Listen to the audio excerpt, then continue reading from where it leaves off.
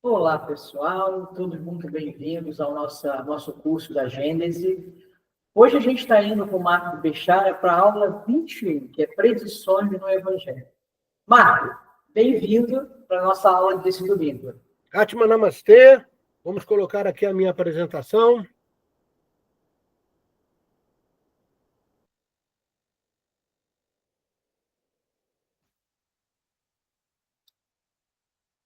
Ok, todos vendo minha tela? Sim, Marco, estamos vendo. Ok, vamos agora entrar no capítulo 17 do livro da Gênese, onde o capítulo chama-se As Predições segundo o Espiritismo, ou seja, as predições no Evangelho. Itens 1 a 21. É a nossa aula 21. Vamos lá. Então, o que essa aula vai nos apresentar? Ela vai nos deixar bem claro uma espécie de reforço da aula passada. Ninguém é profeta na sua própria terra. É o caso de Jesus, né? Morte e paixão de Jesus. Perseguição aos apóstolos. Foram predições que foram feitas por Jesus, né? Ou seja, profecias que Jesus fez. Cidades impenitentes. Né? Jesus, muita gente fala, Jesus amaldiçoa. As cidades não, ele simplesmente alerta que aquelas cidades, por serem extremamente ausentes de moralidade, sofreriam consequências. A ruína do templo de Jerusalém. Né? Então, esses são os assuntos que nós vamos tratar hoje. Vejamos, então.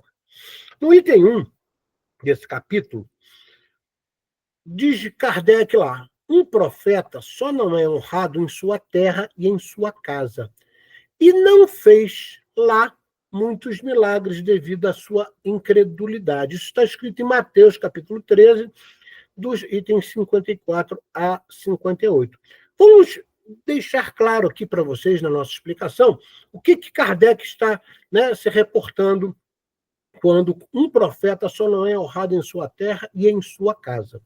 Então vamos lá. Jesus deixa claro a todos que, entre aspas, milagres só podem ocorrer se o receptor tiver fé para captar a virtude que lhe é oportunizada. A gente tem até uma frasezinha que eu gosto, eu tenho até quadros no meu apartamento aqui em São Paulo e também no apartamento do Rio, que é assim, a fé vê o invisível, acredita no inacreditável e recebe o impossível. Sobre isso, Isaías diz lá, né, fazendo um paralelo, se não consegue crer, se não consegue crer, não tem possibilidade de ver. Tá? Depois, Santo Agostinho, em cima disso, reforça, né, que a fé procura, mas o intelecto é que encontra. Tá? Então, veja você os desdobramentos que a gente pode fazer de uma simples frase, né, do mestre Jesus, que são todos os ensinamentos dele mesmo. Né? E o convívio entre pessoas, de forma corriqueira, tende a criar o mito de que todas têm o mesmo nivelamento moral. Ou seja, imagina, você vê uma criança crescer, tá? Ela é filha de um carpinteiro, que na realidade José não era carpinteiro, ele estava mais para engenheiro, né, arquiteto, do que para carpinteiro, mas você vê ele ali crescer, daqui a pouco ele é chamado de Messias. Ninguém acreditava. Você vai ver cá, não é o filho de Maria aqui, que mora aqui do lado?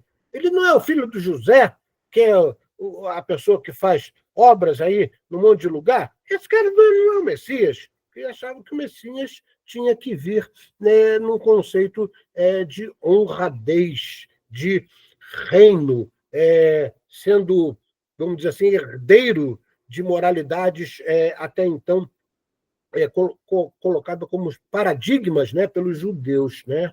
Então, eles não acreditavam. Então, por isso que essa frase, né, um profeta só não é honrado na sua terra, porque ninguém acredita que ele é profeta. Tá? Na própria casa dele, tá? As pessoas não acreditam nisso. Eu vou te dar um exemplo, né, que eu já vivi. Quando eu era garoto, eu cresci no subúrbio do Rio, eu era danado. Eu era danado mesmo. Eu brigava todo dia. Eu gostava até de brigar. 12, 13, 14 anos. Né? E quando eu comecei a ser médium, quem me conhecia na infância falou, não é possível que aquele demônio que eu vi crescer se tornou médium. Hoje em dia está querendo falar coisas bonitas. Eu conheço ele. Ele é um capeta. Né? Eu vivi isso na pele.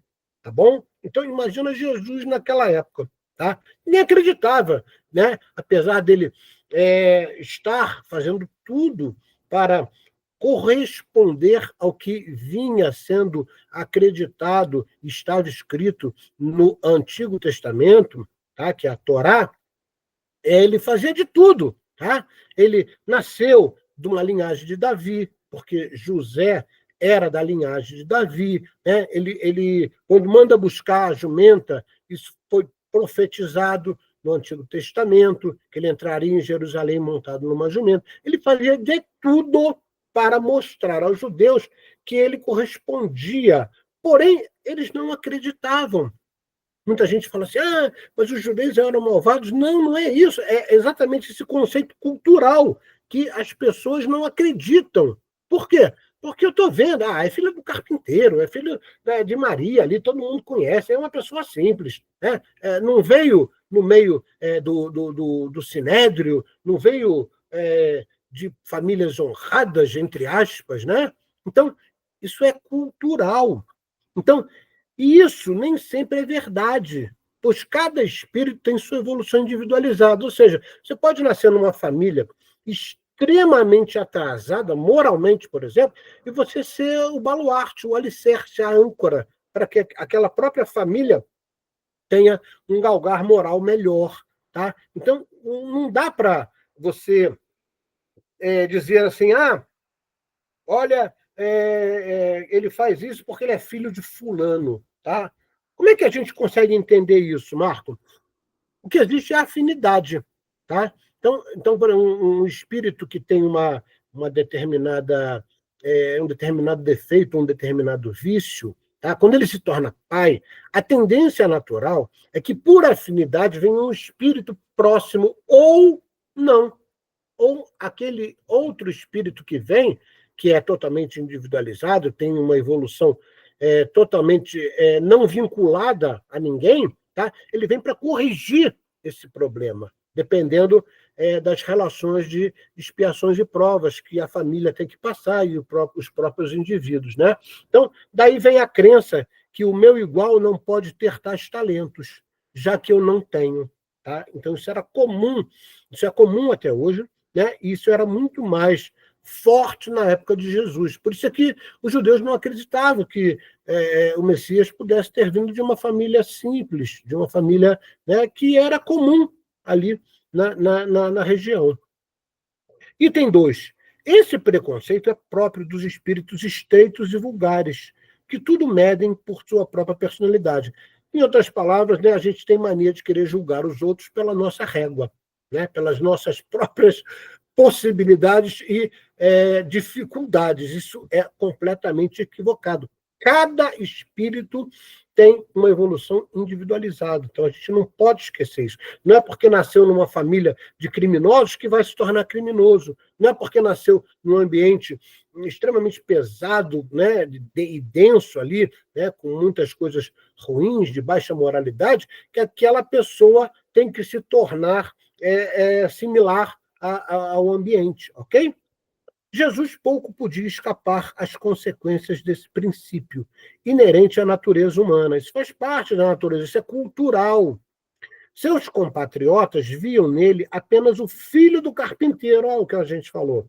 Jesus, percebendo que suas palavras tinham menos crédito sobre os seus, que os desprezavam, foi pregar entre aqueles que o escutavam, no meio onde encontrava simpatia. Então, ninguém aceitava. Tá? Então, o que Jesus falava, ele deve ter lido isso aí em algum lugar, alguém falou isso para ele, né? Alguém do Sinédrio falou, ele está repetindo. Então, ele falou assim, olha, eu não vou ficar aqui brigando, né, com essas pessoas que não conseguem entender isso. Então, ele foi pregar em outros locais. E lembrando, quando Jesus desperta para a vida espiritual, né, ele já veio preparado, é óbvio, né, mas ele teve apenas 3 anos para trabalhar e fazer tudo que fez, que a gente conhece hoje, que está narrado pelos 4 evangelistas. Foram apenas 3 anos, de 30 a 33 anos.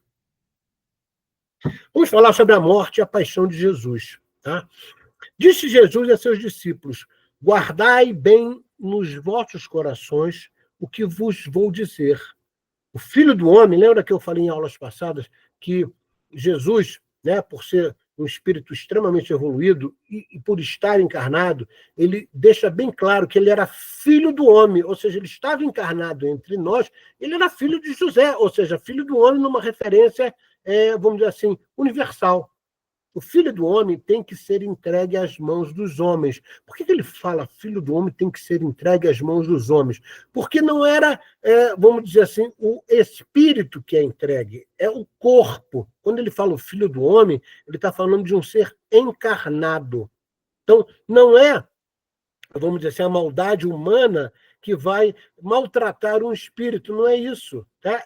Vai fazer mal ao corpo daquele espírito que naquele momento está com aquele corpo. Tá? Então ele deixa isso bem claro, tá? Mas na época era difícil entender isso. Eles, porém, não entendiam essa linguagem.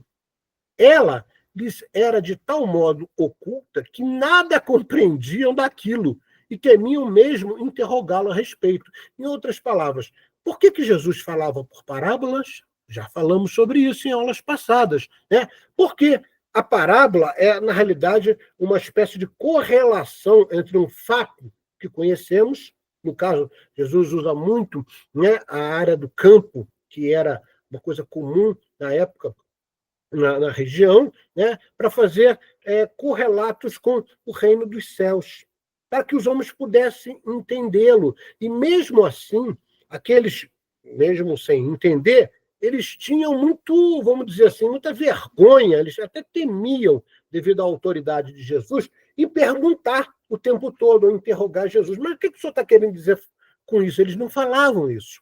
Isso fica muito claro, né, na passagem de Lucas. Tá? E Lucas era, sem dúvida, o mais provido de cognição, de intelecto, né, que os outros três apóstolos, né? Os outros três evangelistas. Né? Então, Lucas, no capítulo 9, deixa isso claro, né? Que o Filho do Homem será entregue nas mãos dos homens. Então, Jesus estava profetizando a sua própria morte. Estando na Galileia, né? A Galileia é 212 quilômetros além de Jerusalém, né? E a Galileia era desprezada pelos judeus devido à sua distância. Então, eles acreditavam que o templo ficava em Jerusalém, e a Galileia era muito distante, que lá o povo não tinha lá tanta, vamos dizer assim, instrução religiosa, como os membros do Sinédrio acreditavam. Eles se acreditavam, né, possuidores de privilégios divinos. Tá? Então, quem morava longe, né, eles simplesmente ignoravam ou achavam que eram pessoas ignorantes. Disse-lhe Jesus: o Filho do Homem tem que ser entregue às mãos dos homens. Estes lhe darão morte, e ele ressuscitará ao terceiro dia, o que os afligiu extremamente. Então, Jesus já estava preparando a mente, principalmente de seus apóstolos, que o desencarne do corpo, né, daquele espírito altamente evoluído, aconteceria. Isso estava predito, isso foi planejado. Jesus sabia tudo que ia acontecer com ele.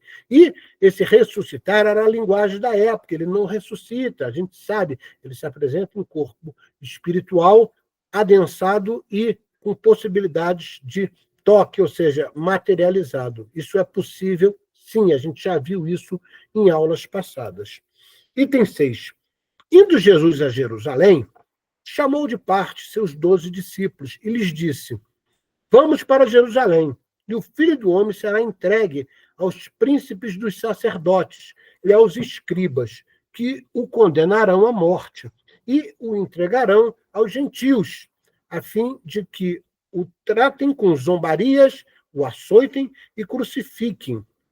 E ele ressuscitará no terceiro dia. Então, aqui ele está dando uma informação, Jesus está profetizando uma coisa maior. Primeiro, quem prende Jesus quando ele está no jardim de Getsemane, né, que através do beijo de Judas ele é identificado, são exatamente os soldados do Sinédrio, tá? Que na realidade tem os sacerdotes lá do Templo de Jerusalém. Então, eles não podiam condenar a morte. Tá? Essa condenação é uma espécie de alusão, porque na época os judeus não tinham esse poder, eles tinham que levar o problema a Roma, e só Roma, né, só o Império Romano, né, no caso o governador, que era Pôncio Pilatos, teria essa possibilidade de condenar um judeu à morte. Tá? Mas, de uma forma generalizada, quando Mateus cita isso, é porque os judeus o condenaram, fizeram de tudo e levaram à presença de Pôncio Pilatos, né, que lava suas mãos. Por quê? Porque ele não consegue ver, vamos dizer assim, nenhum fato verdadeiro que pudesse condená-lo à morte. Por isso ele lava as mãos. Marco, e por que Pôncio Pilatos lava as mãos? Porque ele precisava vamos dizer assim, da comunhão, do bom relacionamento com o povo, que ele era governante. Né? Ou seja, Roma colocou ele como governante daquela região, e ele, se ele fosse, vamos dizer assim, mal visto, ou não tivesse uma boa aceitação pela população, os próprios, entre aspas, príncipes dos sacerdotes, né, que eram do Sinédrio, iriam a locais, vamos dizer assim, mais altos de Roma, para dizer, olha, não está dando certo, troca o governador. E Pôncio Pilatos queria manter a sua posição de governador. Então, por isso ele fala, eu lavo minhas mãos. Nesse momento, né, não está escrito, isso é revelado depois pela doutrina espírita, o senador Públio Lentulus assiste a tudo isso. E quando o povo judeu está pedindo ali a morte de Jesus, inclusive eles acabam absolvendo Barrabás, né, e condenando Jesus à morte, porque na Páscoa era uma tradição, vamos dizer assim, de toda a região, que o governo concedesse a liberdade a um prisioneiro. E o povo judeu ali, né, que estava clamando pela condenação de Jesus, acaba, vamos dizer assim, dando perdão para Barrabás e condenando Jesus à morte. Tá? E ou entregarão aos gentios. Quem eram os gentios? Quem não era judeu. Quem são os gentios? Nesse caso, são os romanos. Tá? E é óbvio que os romanos não entendiam também absolutamente nada da missão de Jesus. Então, eles zombavam, diziam, poxa, você é rei dos judeus, mas nem o teu próprio povo te aceita como rei. Bom, se você é rei, tem que ter uma coroa. Aí coloca aquela coroa de espinho. E o açoite e a crucificação era a forma como se tratava as pessoas que eram condenadas à morte.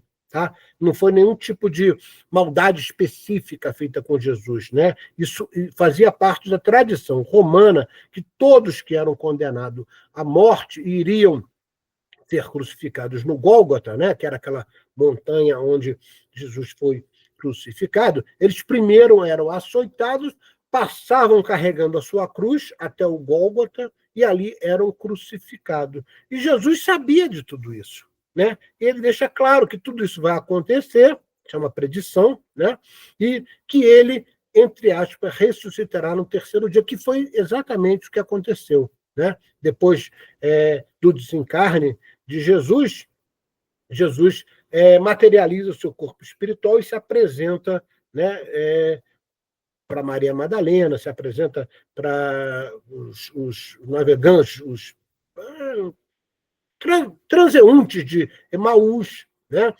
E até estar com os seus próprios apóstolos, inclusive sendo tocado por Tomé, que não acreditava que era realmente Jesus. Né? Item 8.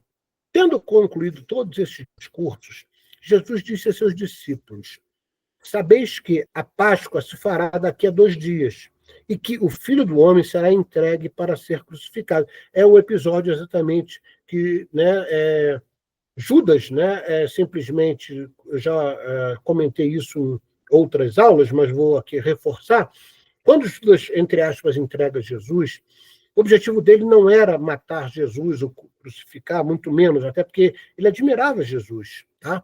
Ele acreditava que Jesus, sendo extremamente poderoso, e ele acreditava que Jesus era realmente um ser divino, Jesus ele reagiria né, aquela possibilidade de prisão, e o próprio povo faria um levante.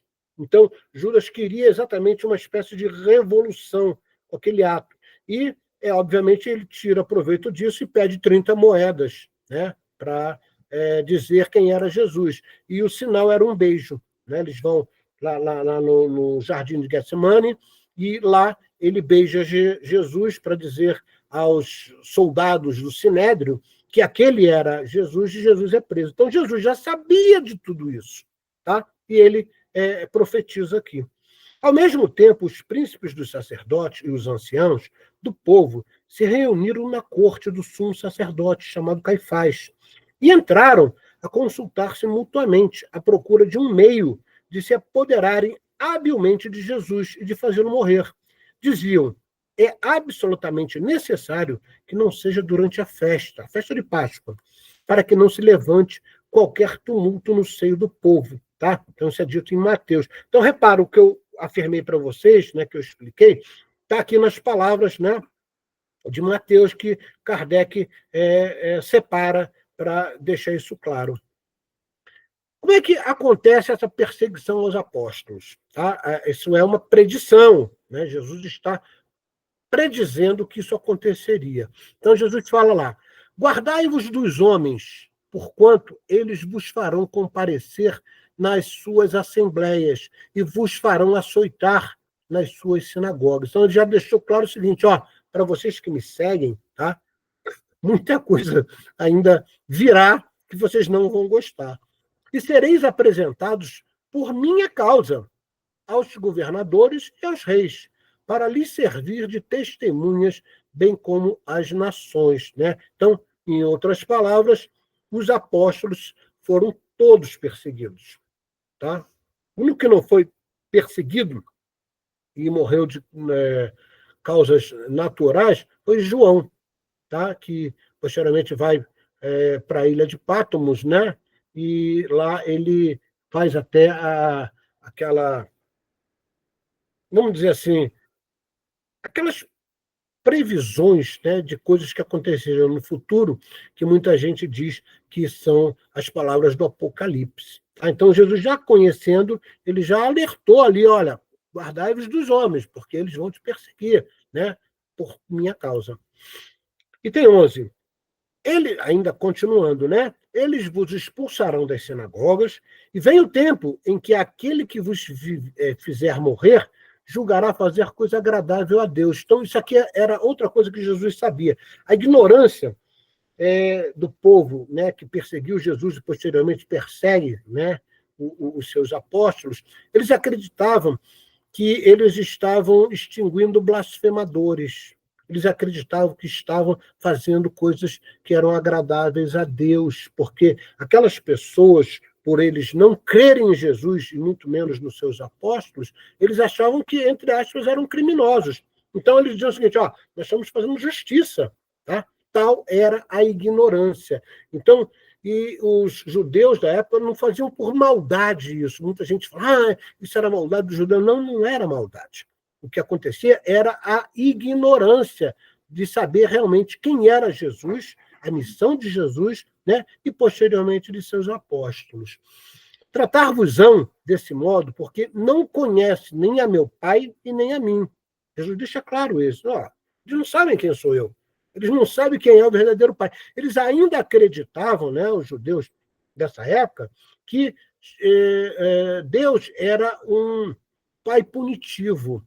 Era aquele que se vingava do povo.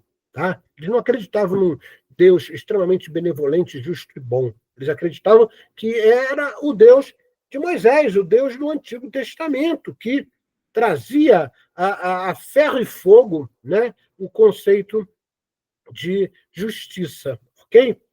Ora, digo-vos essas coisas a fim de que, quando houver chegado o tempo, vos lembreis de que eu lhes disse. Então, Jesus deixa claro, né? Isso é falado em João, só para lembrar, João reencarna muitas outras vezes, né? João o amado, né? O apóstolo amado reencarna muitas outras vezes, né? Inclusive como Francisco de Assis, inclusive como Kardec, inclusive como o nosso querido Chico Xavier. Tá? É o mesmo espírito. espírito. Ok? Ah, Marco, eu tenho dúvida disso. Tá? Leia o livro do Carlos Bacelli, né, falando exatamente sobre isso, né? As reencarnações de Chico Xavier.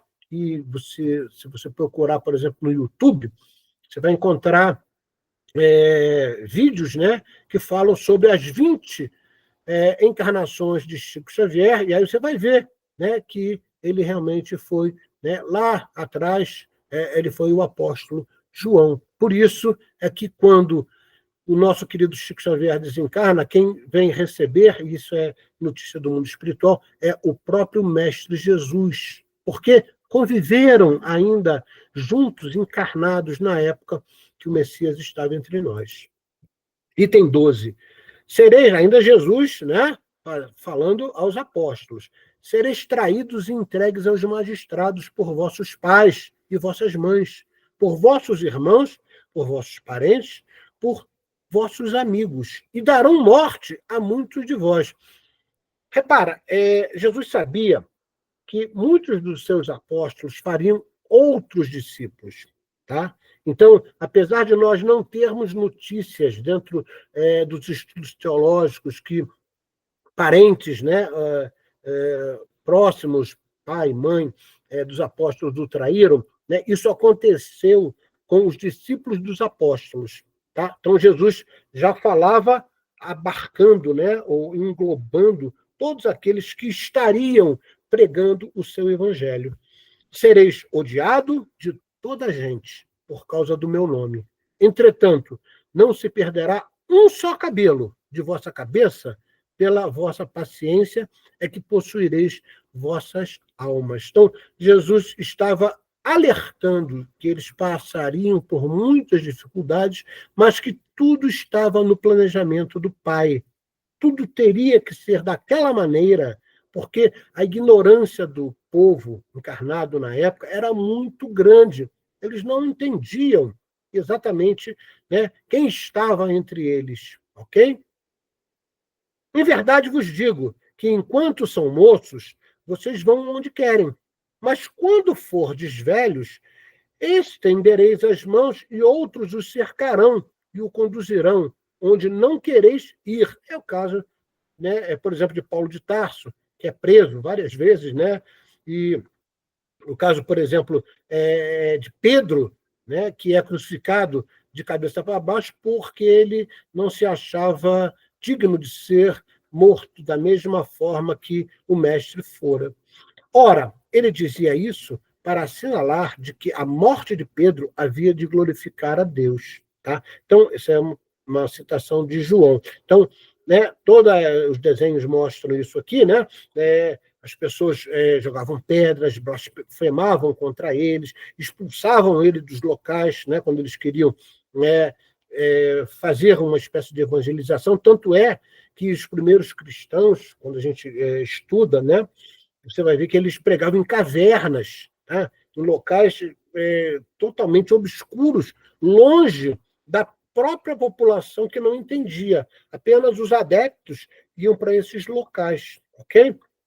E o poder, né, que na época não era só romano, também daqueles que governavam as províncias, né, não entendiam isso, então perseguiam eles. Né, e aqui está exatamente a crucificação de Pedro. Cidades impenitentes. Então, Jesus também fala sobre as cidades que vão sofrer. Então, são verdadeiras profecias que todas, 100%, se concretizaram. Então, no item 14, né, isso é uma citação que Kardec pega de Mateus, Jesus coloca lá, começou então a reprovar as cidades onde fizera muitos milagres, por não terem feito penitência, ou seja, não se arrependeram. Jesus esteve na cidade, mostrou que era realmente um ser com possibilidades divinas, tá? Mas aquele povo não entendeu. E muito menos se arrependeu do que faziam. Jesus alertava sobre as falhas morais, sobre os vícios, né? Mas eles simplesmente entravam de um lado e saía de outro. Então, Jesus deixa claro, né? Ai de ti, Corozim, ou seja, uma cidade. Ai de ti, Betsaida, Porque se os milagres que foram feitos dentro de vós, dentro das cidades, tivessem sido feitos em Tiro e em Sidom, há muito tempo teriam eles feito penitência com saco de cinza. Marco, o que significa saco de cinza? Eu explico aqui para vocês. Saco de cinza era uma forma que os judeus acreditavam ser uma espécie de penitência, tá? Era uma expressão que aparece várias vezes no Antigo Testamento, tá? E que simboliza um apelo à conversão e mudança, ou seja, eles se jogavam cinzas para dizer que não eram merecedores, tá? Então, essa penitência com saco de cinza era uma coisa comum entre os judeus, tá? Então, há muito tempo teriam eles feito penitência com saco de cinza. Ou seja, Jesus usa exatamente a cultura da época para dizer que eles não estavam se arrependendo, apesar de terem visto os, entre aspas, milagres. Declaro-vos, por isso, que no dia do juízo, Marco, que dia do juízo é esse? Exatamente, né, o momento, o dia aqui não é um conceito estanque, né, é um tempo. Né? Então, na época que houver o juízo, e o juízo é feito pelas próprias consciências de nós, que é exatamente a transformação do mundo de expiações e provas para um mundo de regeneração. Então, Jesus, já naquela época, olha lá, ó, Tiro e Sidom serão tratados menos rigorosamente do que vós, né? Que eram cidades que não tiveram, né, essa possibilidade de ver a atuação de Jesus, mas que seriam menos, entre aspas, castigadas, ou sofreriam consequências, do que as cidades que viram, né, o que aconteceu, no caso Betsaida e Corozim, e não acreditaram, não se arrependeram. Jesus esteve lá, alertou, e eles simplesmente ignoraram. E aí ele fala particularmente de Cafarnaum. Tá? E tu, Cafarnaum, elevar-te-ás sempre até os céus? Eles achavam que Cafarnaum era uma cidade privilegiada. Serás rebaixada até o fundo do inferno, porque se os milagres que foram feitos dentro de ti houvessem sido feitos em Sodoma, uma cidade destruída, né, por um vulcão, esta ainda talvez subsistisse hoje. Declaro-te, por isso, que no dia do julgamento o país de Sodoma será tratado menos rigorosamente do que tu. Então, repara, Jesus deixa claro que em todas as cidades que ele teve, ele operou os milagres para que as pessoas acreditassem nele, acreditassem nas palavras dele, que pudessem se redimir, que se arrependessem, né, de tudo aquilo que Jesus ensinava, e eles simplesmente ignoraram. Então, ele dá esse exemplo, que as cidades que, na realidade, não tiveram a presença do Mestre, eles vão ser, vamos dizer assim, vão sofrer consequências menores do que aqueles que tiveram. Marco, me faz um paralelo para eu entender. Aquele que tem conhecimento da realidade espiritual é muito mais culpado quando comete um crime do que aquele que simplesmente ignora e desconhece. Tá? Porque você tem o conhecimento, você sabe o que é certo e o que é errado. E aquele que é ignorante, ele simplesmente não teve essa oportunidade, talvez, de conhecer ou simplesmente não conseguiu, né, entender absolutamente nada. Então, a responsabilidade é maior sobre aquele que tem mais conhecimento. Sobre as cidades impenitentes, né, que estão citadas aqui, Jesus adverte e chama a atenção para a incredulidade e para a ausência de mostra de arrependimento, ou seja, meta ir além, noia mente, ir além da mente. Porque a mente, eu já comentei isso, né, na aula passada, a mente é como se fosse um urso picado por um escorpião dentro de uma loja de cristais. Tá? Ela é ruidosa. A mente, por muitas vezes, revela o que a predisposição do espírito, né, tem lá em seus vícios ou seus defeitos morais, ela faz uma espécie de repetição. Tá? Então, se você ficar na mente, você vai repetir. Você simplesmente vai continuar fazendo o que você fez em encarnações passadas. Por isso você tem que ir além da mente, você tem que disciplinar a mente. E para isso precisa de esforço. É o caso, por exemplo, do nosso item, né, muito dito aqui por nós em todas as aulas, que é a reforma íntima. A reforma íntima precisa de um esforço para você ir além da mente, para você domar as suas más inclinações, né? Como diz o Evangelho segundo o Espiritismo. Tá? Então, né, como não houve arrependimento dessa população, né, eles teriam ou estariam sofrendo consequências.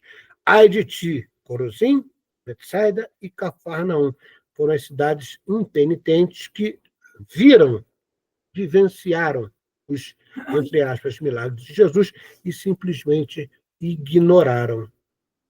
Ruína do Templo de Jerusalém. Então, agora Jesus vai falar sobre Jerusalém. Né? Sobre a ruína do Templo de Jerusalém, Jesus prediz toda a epopeia que Jerusalém viverá como cidade escravizada pelo Império Romano, sobre as sangrentas guerras produzidas pelas cruzadas e até mesmo nas guerras com o Oriente Médio, que ocorrem até hoje. Tá? Só você ver o que tem acontecido, né, nos conflitos ali no Oriente Médio, onde, né, os manifestantes, né, que são terroristas de Gaza, ali, né, do Hamas, né, Hezbollah e outros grupos, eles querem a extinção de Israel, querem a extinção do povo judeu. Até hoje. Nós estamos falando que Jesus fez essa predição lá, né, mais de 2.000 anos atrás, e aquilo já aconteceu, isso vem acontecendo conforme a história.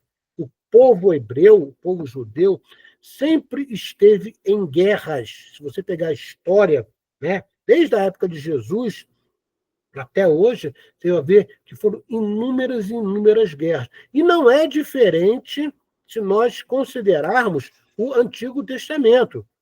Né? O povo de Israel viveu em guerra o tempo todo, desde quando, né, do Êxodo, ali saindo como escravos do Egito, até chegar em Canaã, né, foram guerras sucessivas, aqueles 40 anos que o povo hebreu passa junto com Moisés, foram guerras, eles vira e mexe, viviam em guerras, tá? Para poder atravessar um determinado território. Depois, quando a gente vai ver a história dos reis no Antigo Testamento, era guerra o tempo todo com o povo assírio, com os babilônios, né? Com toda a região ali, eles viviam em guerra.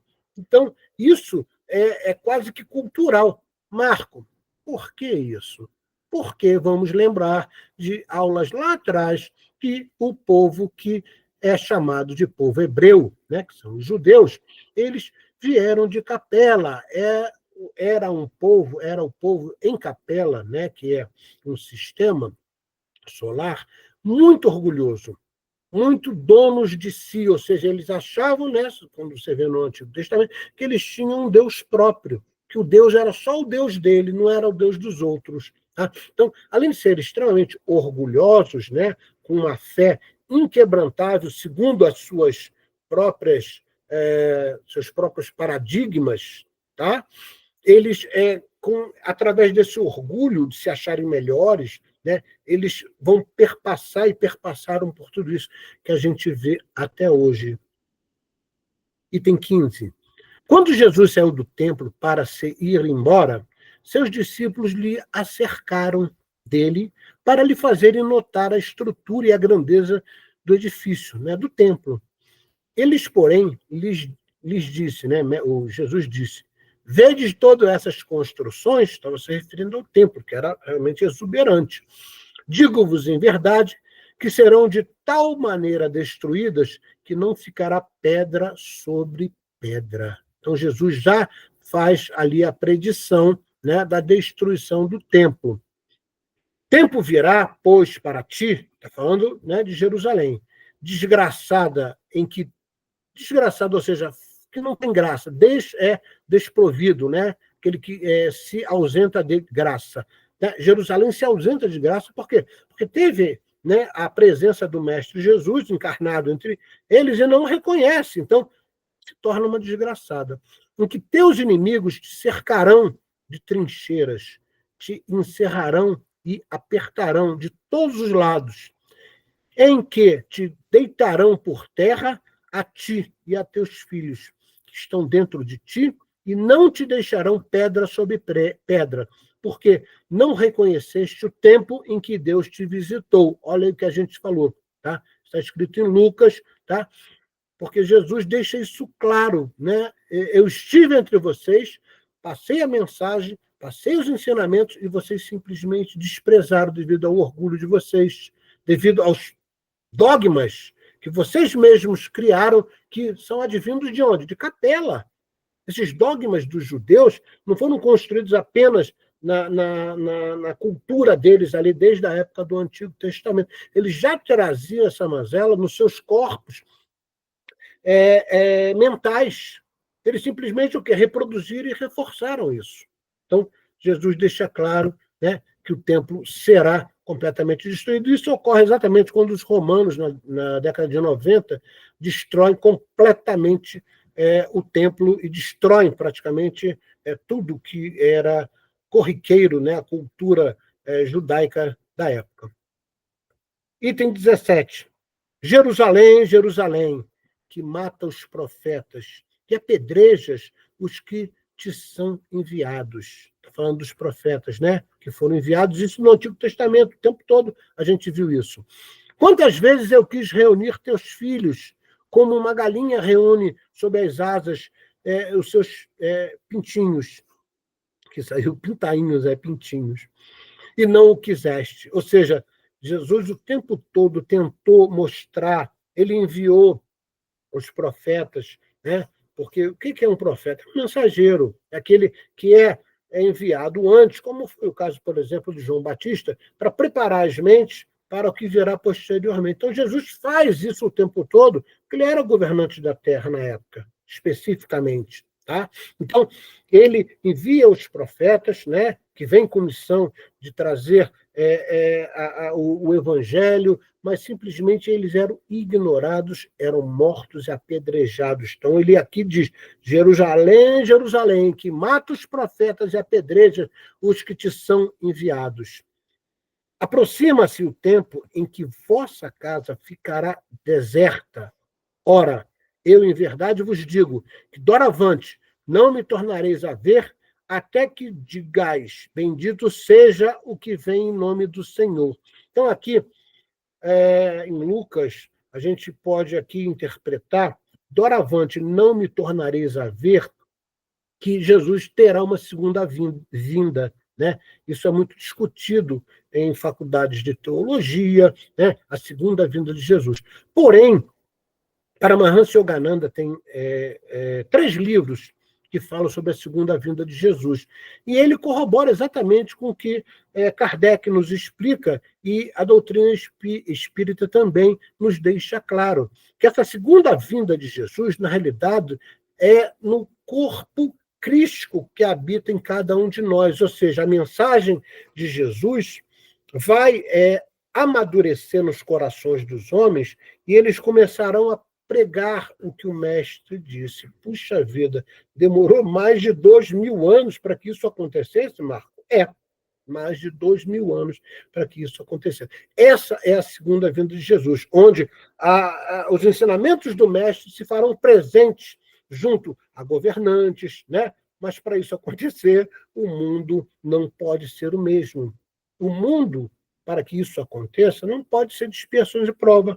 Tem que ter um outro padrão vibracional. Novos espíritos encarnando para aumentar o padrão vibracional. E aí é o que nós chamamos de passagem, né? Transição do mundo de provas e expiações para o mundo de regeneração. Né?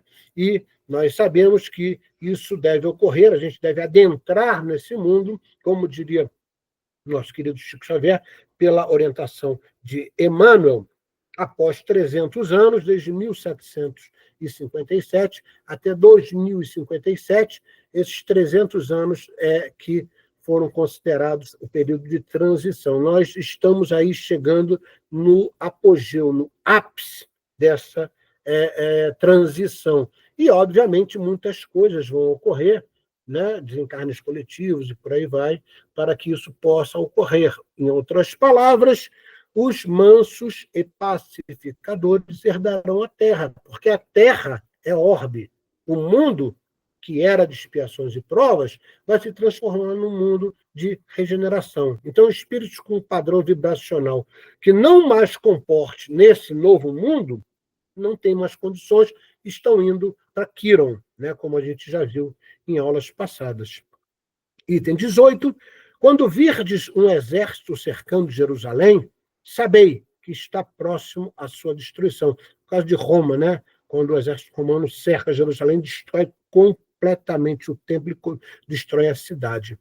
Fujam para as montanhas os que estiverem na Judéia. Retirem-se os que estiverem dentro dela. E nela não entrem os que estiverem na região circunvizinha. Então, repara, Jesus deixa claro, e não é uma forma de predição como se fosse uma maldição. Muita gente acha que isso não é maldição. Ele está prevenindo. Olha só, devido às consequências que vocês fizeram e cultivaram durante aí milênios, tá? E aí estou falando desde a época do Antigo Testamento, vão haver consequências, a lei de causa e efeito, lembra que a gente falou, né, na aula passada, que ela não tem o mesmo tempo que a gente espera, ou muitas vezes acontece tempos depois, e é exatamente isso que acontece aí nessa predição, né, que está escrita no Evangelho, feita pelo nosso Mestre Jesus.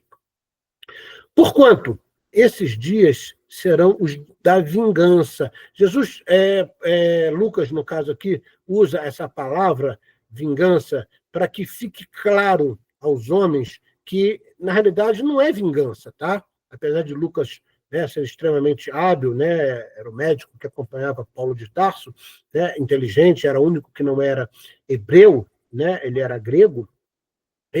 Ele usa palavras também fortes para deixar isso claro também.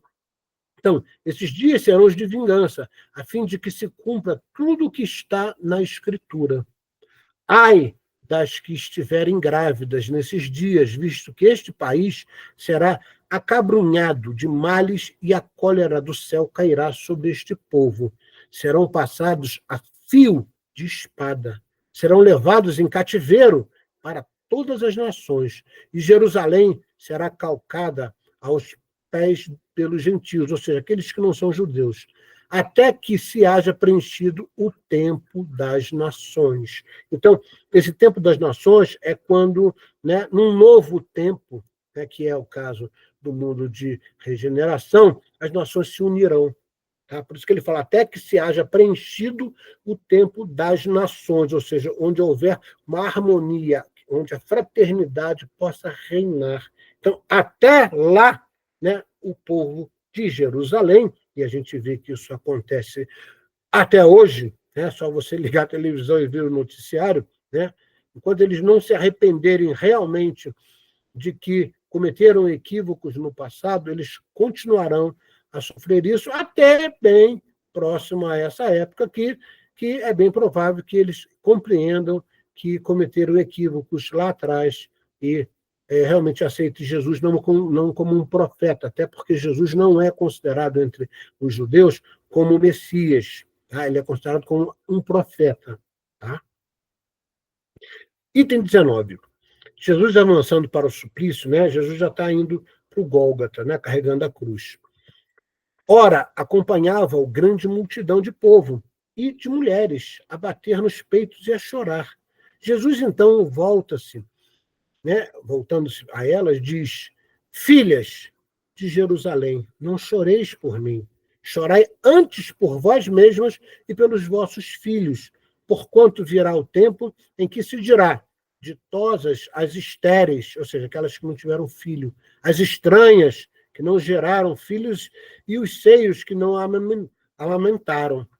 Todos se porão a dizer às montanhas: caí sobre nós, e as colinas, cobri-nos. Pois se tratam deste modo o lenho verde, como será tratado o lenho seco. Isso também é outra expressão idiomática da época, né? Quando se referiu que o lenho verde, tá, é uma metáfora, é Jesus. Ou seja, aquele que veio por último, tá? Que traz a mensagem divina, mas eles não entendem. Então, o lenho verde é Jesus, que significa a vida e a esperança. Tá? O lenho verde é aquele, né, que não queima.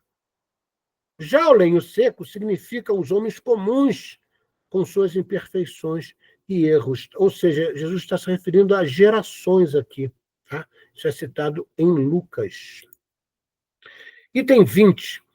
A faculdade de pressentir as coisas por vindouras é um dos atributos da alma e se explica pela teoria da presciência. Tá? Um momentinho só. Magda, reforça aí que saiu aí do... Não. Saiu da tomada aqui. Ah, agora entrou. Não, saiu de novo.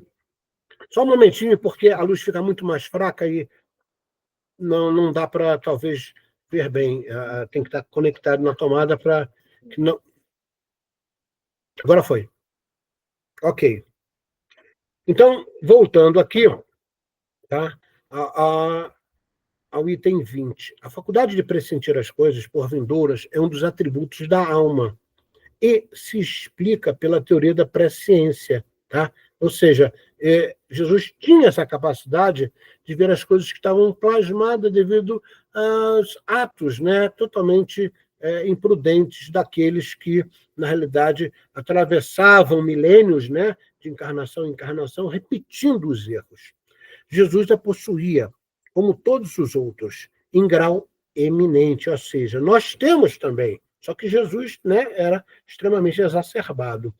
Pôde, portanto, prever os acontecimentos que se seguiriam à sua morte, sem que nesse fato algo haja de sobrenatural. Tá? Isso aqui são palavras de Kardec.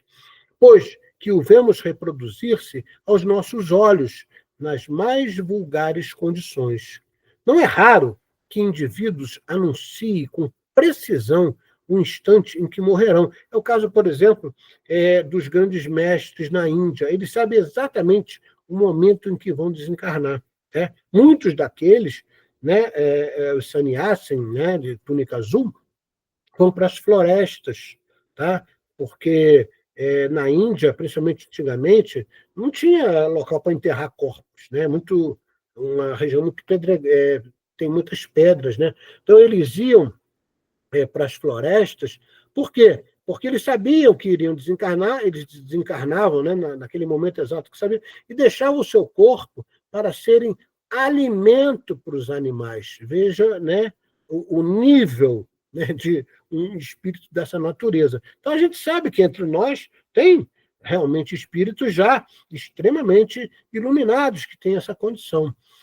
É que a alma deles, no estado de desprendimento, está como o homem da montanha, né? Ou seja, ele vê mais de cima, abarca a estrada a ser percorrida e lhe vê o termo. É como se você estivesse no pé de uma montanha e alguém perguntasse para você assim: o que você está vendo aí? Aí você tem uma limitação devido, né, ao espaço que você está projetando ali, né, onde você vê talvez 200 metros à frente, 300. Mas imagina que se esse mesmo homem for colocado no alto de uma montanha, né?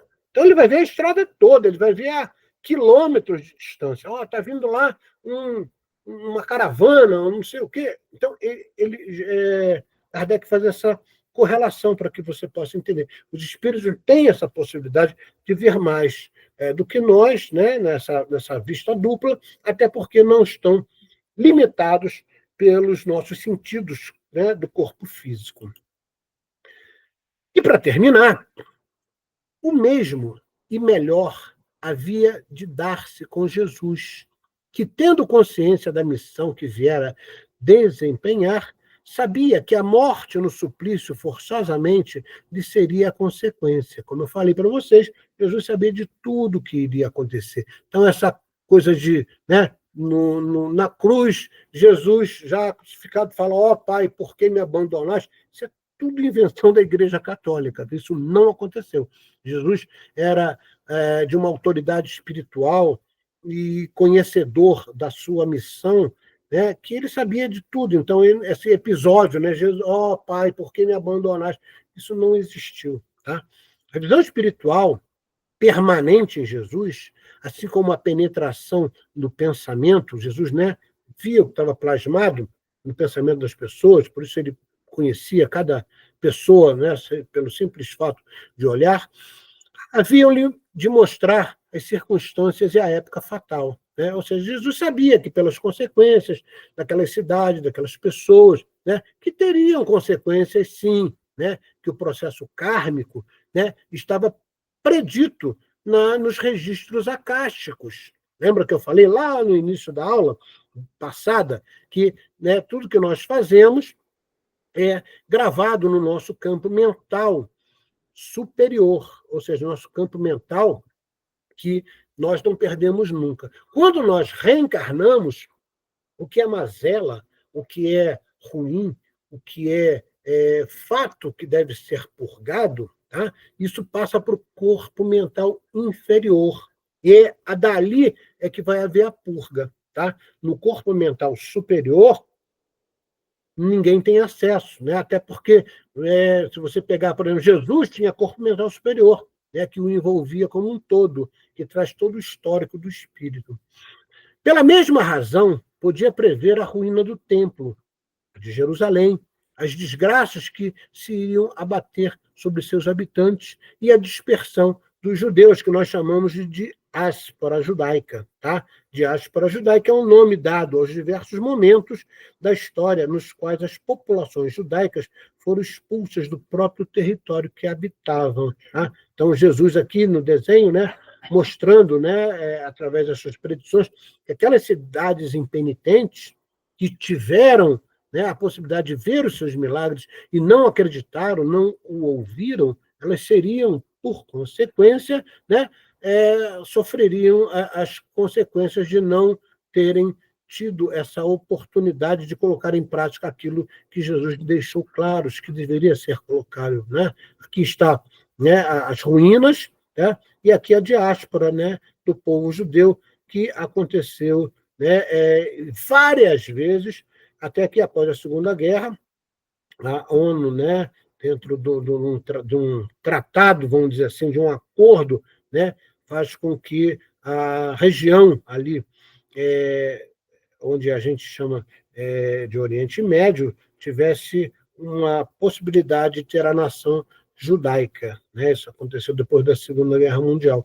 Então, né, a gente encerra essa aula aí, deixando claro a vocês que qualquer dúvida que vocês tenham, façam a pergunta a Simone, ela quase que imediatamente me passa e eu, logo que puder, respondo a vocês. Atmana Namastê, lembrando sempre que a gente solicita a vocês que leiam sempre o capítulo no livro básico nosso, né, que é o livro da Gênese, né? A apostila funciona como uma predisposição mental para você entender, e quando eu apresento os slides, eu sempre trago uma nova informação que vai corroborar e complementar o que está escrito nas duas bibliografias que a gente utiliza. A básica é complementar, além de sempre acrescentarmos informações da ciência espiritual e da própria ciência material.